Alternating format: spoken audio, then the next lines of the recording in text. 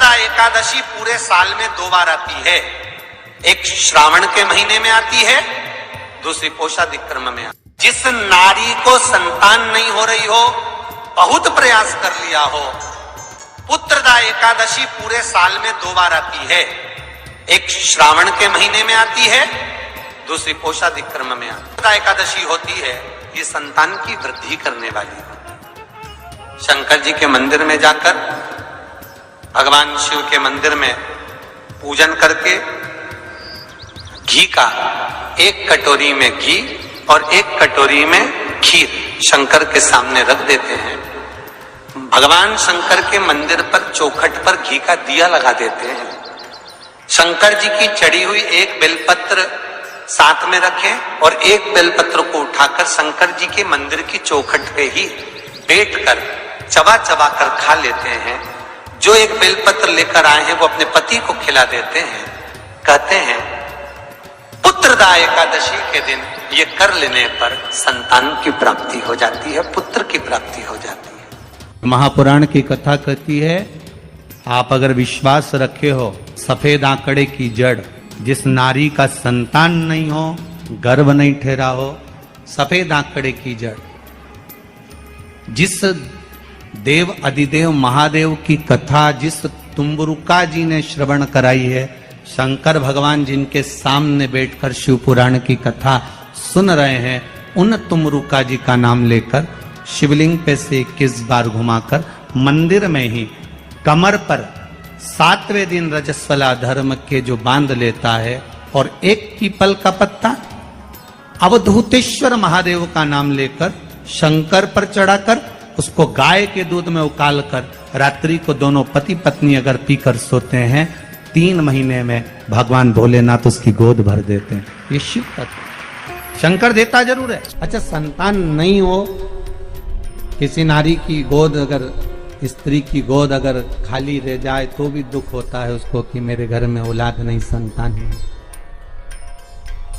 हम कई बार कहे, आज फिर कहते हैं, ये टेस्ट भी बाद में कराना, सारी जांचें बाद में कराना। एक बार शंकर का भजन कर कर देखना। पिछले वर्ष कथा में तुमरुका जी की जो कथा कही थी, यूट्यूब पर डली हुई, अगर आप लोगों ने नहीं सुनी हो तो उसको निकालना यूट्यूब पर। श्री तुमरुका शिव महापुराण की कथा हमने कही थी, तुमरुका जी का व्याख्यान, उसमें वर्णन किया था। सब जगह से अगर हार जाओ और सारे रिपोर्ट आपकी आपने सब दूर दिखा ली, तो एक बार शंकर पर भरोसा कर कर तुमरुका जी का नाम लेकर सफेद आंकड़े की जड़ को शिव जी पे से रजस्वला धर्म के 7वें दिन 21 बार घुमा लो। नाम गोत्र बोलकर कमर में लाल धागे में बांध लो। पीपल के पत्ते शिव जी को चढ़ाओ, उठाकर लाओ। उस 1 पत्ते को रात्रि को गाय के दूध में उकालो और उस दूध को दोनों पति पत्नी पियो। साथ रहिए, समय आएगा, बाबा चाहेगा तो 3 या 4 महीने में गर्भ ठहर ही जाएगा। सारे डॉक्टर को दिखा लिया अपनी जगह, टेस्ट भी करवा लिया अपनी जगह, और एक बार प्रयोग, और वो विश्वास रखकर करना पड़ेगा। शंकर पर जो भी कार्य कर रहे हो आप, जो उपाय कर रहे हो आप, शिव का स्मरण कर, भगवान पर अगर विश्वास रखोगे, भरोसो दृढ़ इन चरणन करो, श्री वल्लभ नख चंद्र छटा बिन सब जगमा ही अंधेरो। अगर भरोसा है तो शंकर है, और भरोसा नहीं तो शिव कहां से। विश्वास लेकर अगर आए हो तो काम तो होगा। ये लोग काशी से आए हुए हैं, विश्वास लेकर ही तो आए होंगे कि हम जाएंगे शंकर की कथा में तो बाबा कृपा जरूर करेगा। कई लोग यहाँ पर बैठे हुए हैं जो विश्वास लेकर आए हुए हैं, दूर दूर से आए हुए हैं, केवल विश्वास लेकर कि भगवान कृपा करेगा किसी न किसी रूप में, मुझे विश्वास है कि बाबा मेरी सुनेगा।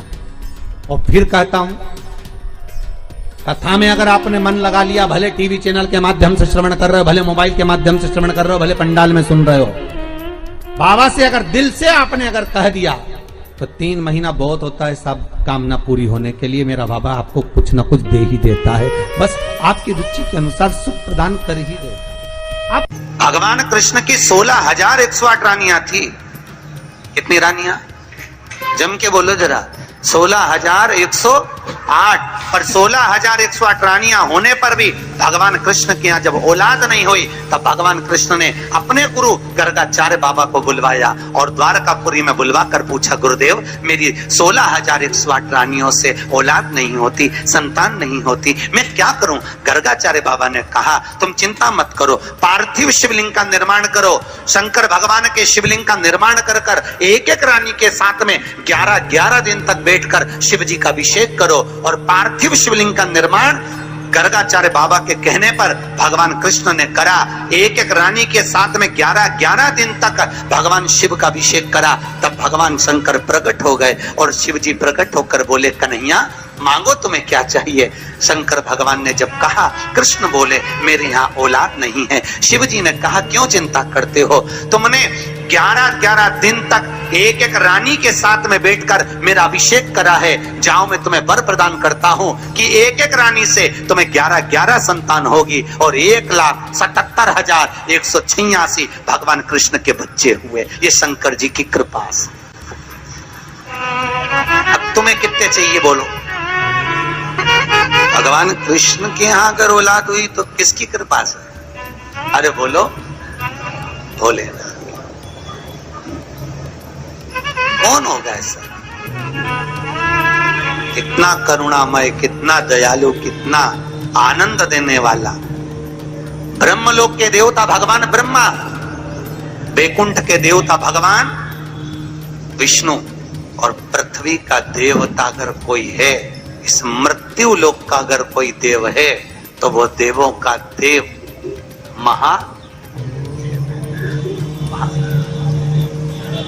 पृथ्वी का देव है, मृत्यु लोक का देव है महादेव।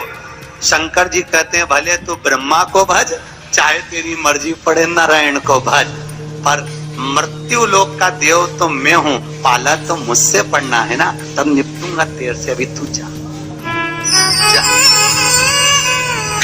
फिर पाला कब पड़ता है? जब थोड़ी सी भी दिक्कत आ जाए, परेशानी आ जाए, एक्सीडेंट हो जाए, ब्लड प्रेशर ऊंचा नीचा हो जाए, शुगर बढ़ जाए, अटैक आ जाए, तब सीधे पंडित जी को फोन लगा के बोले महामृत्युंजय का पाठ करा दो। शंकर जी बोले, अब आया मेरे पाले में, अब आया। और लगे सब पाठ करने के लिए। भगवान नारायण का अगर विवाह भी कराने वाला कोई है लक्ष्मी से तो वो मेरा शिव ही है। कौन ने कराया था विवाह? शंकर भगवान। क्या नाम है माता लक्ष्मी की, माता जी का? अरे यहीं तो कोई ऊपर बोल रहा था, गुरुजी हमारे गुलबर्गा में तो खूब कथा होती है। आपको मालूम है गुरुजी, खूब कथा हुए हमारे यहाँ, खूब कथा चले। तो हमने कहा अच्छी बात है, बताओ जल्दी से माता लक्ष्मी जी की माँ का नाम क्या है? बोलो तो। हर हर महादेव। माता लक्ष्मी की माँ का नाम था ख्याति देवी। क्या नाम?